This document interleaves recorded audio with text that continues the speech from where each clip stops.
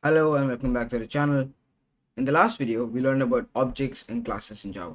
If you haven't watched it, I really hope you do, because that's going to set the basis for this one. Now, in the same video, in the last one, we learned that any class usually consists of two things: attributes and behaviors. So, a good example would be to look at this rocket. This rocket, the attributes would be the characteristics, right? It would be the things like the color of the rocket, or maybe the year when it was made, and other things. The behaviors is what that certain class does, or in this case, what the rocket does. Now, most rockets, they have two main functions. They send satellites to space, and I guess research and communication. So this is the basic principle or the basic constituents of a class. We learned what are these things, but in this video we're going to learn how to use them. So we're going to start by first looking at the attributes, right? So the attributes are what? They are characteristics. So in a rocket, it's going to be things like color. I mean, any object. If you take, for example, if I take a chair, it could be the color of the chair, the material of the chair. These are characteristics. These are things that I can define using one word. Now let's take a few of these characteristics: a color, material, maybe if we take a rocket, the year when the rocket was made, or the year when the chair was made, and maybe the company. These things are the characteristics or the attributes of that certain object or that certain class. Now, the whole point of objects is obviously to implement classes, right? We learned about that. So, when you make an object, we're giving we're giving these variables actual values. We're actually using a class. That means each and every object will give each and of these variables different values to create different objects. So if I take my rocket, let's say I make 10 rockets, 10 objects of the rocket class. Each rocket would have a different color, a different material, a different year, a different company. Now let's take one of these rockets, right? So obviously it's going to be filling all of these variables. Sometimes the variables may be the same, sometimes one of them might be the same, some of them mostly they might be completely different. So if we take the color of this rocket, this particular rocket, right, it would be red in color. Let's say I made a rocket that's red in color. Okay, now the year, let's say it was made in 2009, and we'll have some other variables as well. Now these are characteristics and I'm giving them actual values in my object. Now what do you notice? In these things, red is a string. 2009, well, that's a number, that's an integer. All of these things are data types, right? What I'm trying to say is that any of these characteristics or any of these attributes have a one word answer. They can be stored in one value of a particular data type. That should give you some idea of how you can use these attributes. The attributes are nothing but variables. That's it. They're just variables. So that should clear it up, right? Anytime you're going to be using attributes, we're going to use what? Variables. So to understand this better, let's actually just look at the code of how I can make these attributes. Right. So I made a class called a rocket class, and what I'm going to do is just use these attributes, right? Now there are a few rules you should know. The attribute should start with the word private. You heard about this word private, right? Private is what's known as an access specifier. Okay, so where I can, even in methods, I can name it as a private method or a public method. Now the reason my my variable should be named private is because I want to restrict the variable to just the rocket class. I'll show you what I mean. Here, I have a variable called string color. This means that this variable is present throughout the program, through the entire Java program that I have. Now, if I make another variable called string color, you can see that there is clearly an error. You cannot, by definition, you cannot have two variables with the same name. If I name this colors, that's fine, but I can't have two variables with the same name. Now, guess what? My program is a huge program, especially if it's an app. It's a huge app, right? There's going to be hundreds of variables. Let's say I call one variable. There might even be thousands of variables, thousands, even millions of variables. So let's say I call one variable string A, and by chance, somewhere else in the program as well, I make a variable called string A. You can see that there is going to be an error. It is stupid. It is inefficient to make so many variables throughout your program in so many classes. Instead, what we do is we restrict what's called the scope of the variable, right? Now, the issue here is that my variable is accessible throughout the program. What if I only make it accessible in that class? And then if I use another variable in the next class, then now would be restricted to that next class, and so the problem would be solved. In this case, in my class rocket, let's say I make a variable called string A. This would cause an error if I make the same variable somewhere else. So instead what we do is we just say private string A. We're doing what's called privatizing that variable. We're restricting it to only this class, not the entire program. That means that outside this class, A is not recognized. So in my main method, if I print A,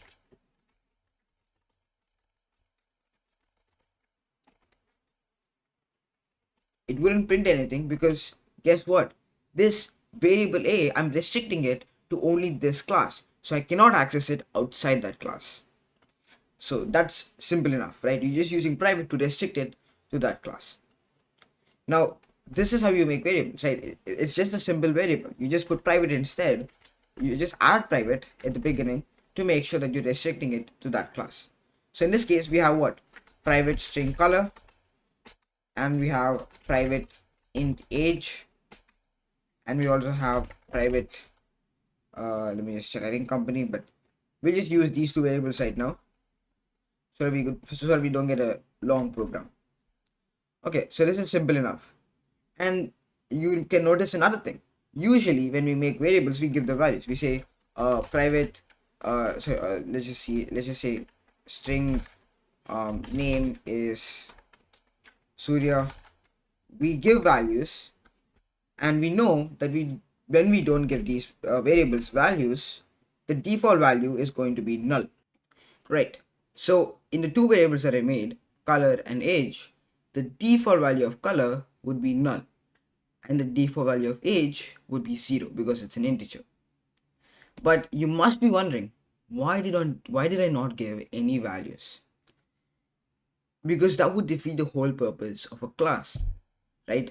The whole point of a class is to create a blueprint, a template, and then the whole point of an object is to use that template, right? So that I can make multiple objects, each with their own unique values. Now, if I give these things values, then each object would be the same. There's no point in having a class and making objects using that class, right? So instead, we just don't give them any values, and when we make the object, we give the variables known as the instance variables of the class the values and then use them, right? So I hope you understood what this means. An attribute is the characteristic, right? And we usually use private in front of the attributes or in front of the characteristics to make sure that we're restricting it only to that class. Another important thing is that we don't give them values, but we give them values when we make the object so that each object will have unique values, unique attributes. That's the whole point. Okay. So now let's look at methods. Now each object also has a method, and all objects, I think, they'll have the same methods, right? In this case, the methods are releasing a satellite and uh, taking people to space.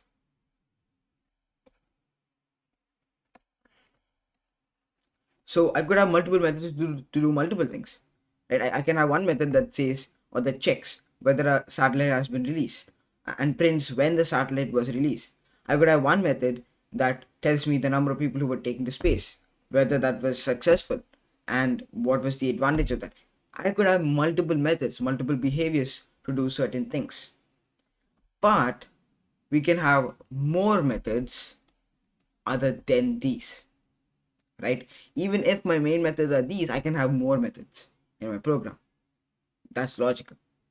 If you look at your class, or if you look at methods in a class, any method is classified into two types: a setter method and a getter method. So in this case, if I make a method that prints whether a satellite has been released, that would be a getter method, because that's giving or getting a value. If I have a method that sets something, that sends a value, that would be a setter method. It's not too complicated, right? When you take a method is something that does an action, it's a behavior. And we say that we have setter and getter methods is because if you take a method, if you take this behavior, the behavior could either be taking values, right, from the user, setting the variables, or the method could be bringing values or printing something or displaying something. Nice. Now, I told you that the whole point of an object is to set values to the variables, or what's known as the instance variables or the attributes or the characteristics, to set these values so that they're unique for each and every object. You realize that I'm using the word set here. So to set them, what we use are setter methods. So let's just look at how these work in an actual program. So in this case, my setter method will set the values of color and age. So when I make an object, I can call my setter method and set these values of color and age. So now let's actually make this method.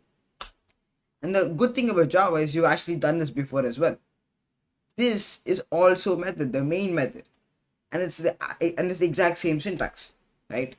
The first thing that you're gonna mention is the access specifier, public or private, right?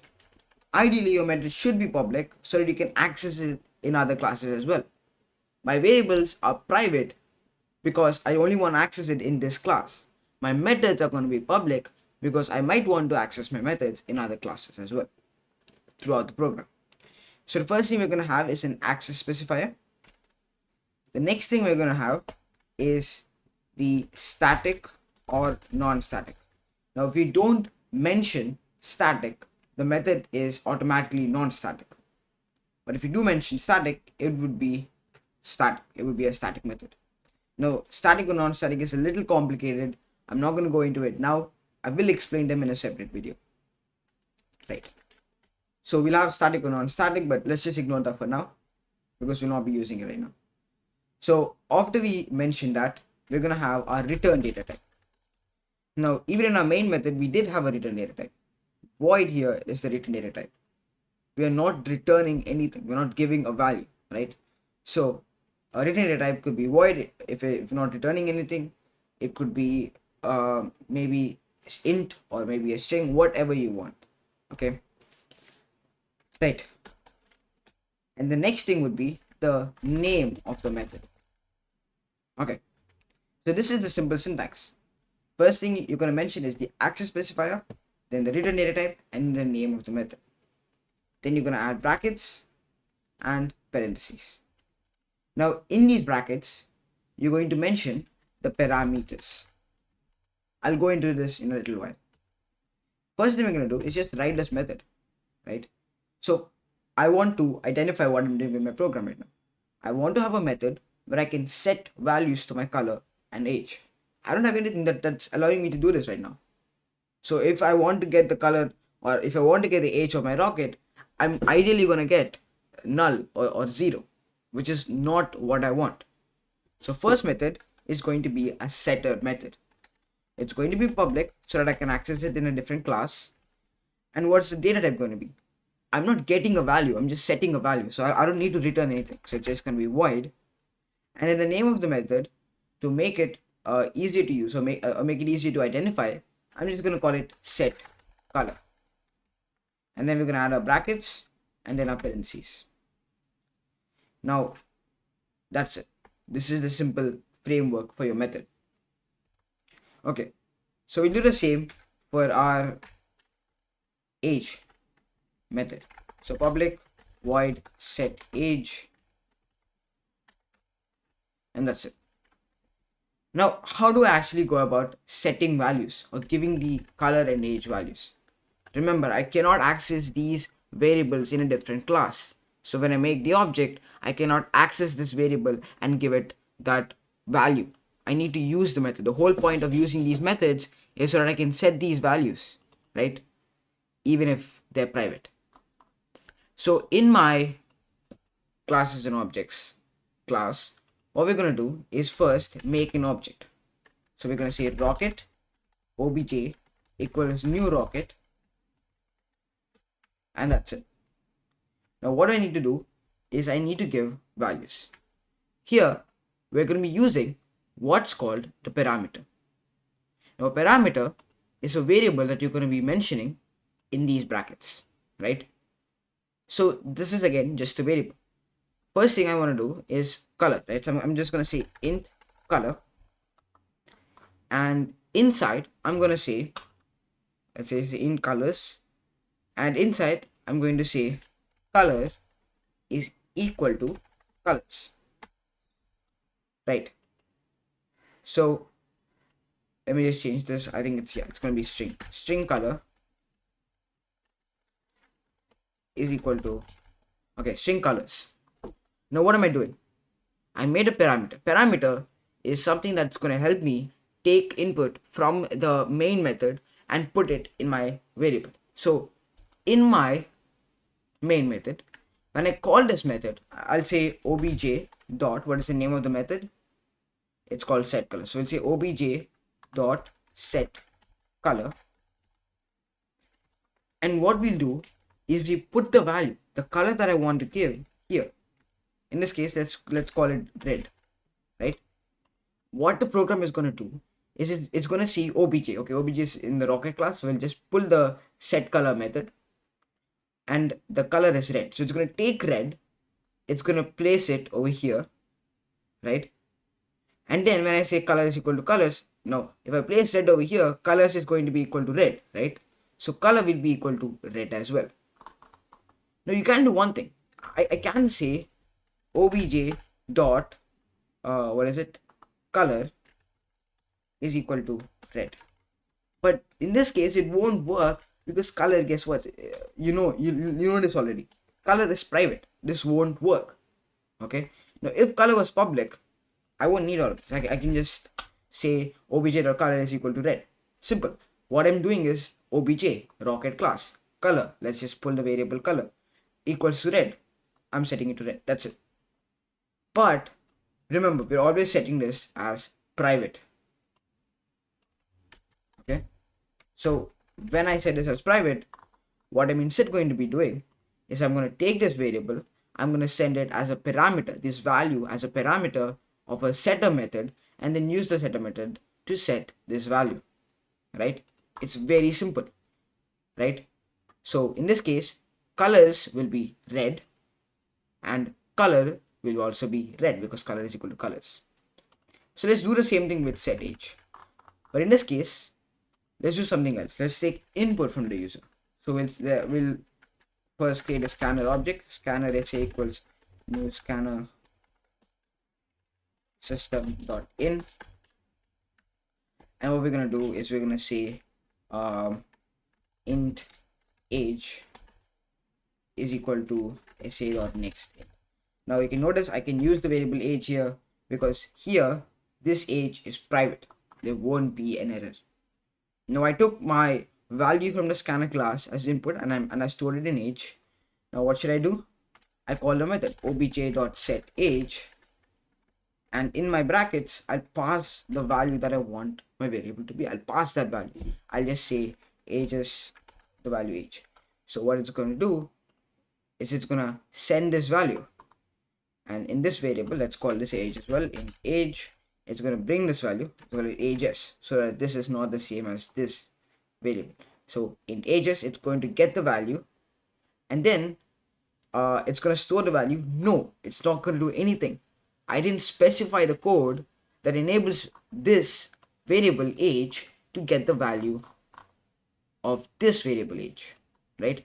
I need to be able to specify that, right? So I need to say age is equal to ages. So what's happening when I give it this value, ages will get the same value, and then age will be given that same value. That's it, right? We're only doing this because this variable is private. So this is all about setter methods. Now what we're going to do is use getter methods.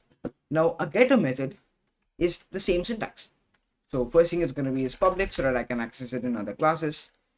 Void, no, it's not going to be void because I'm getting a value, I'm returning a value.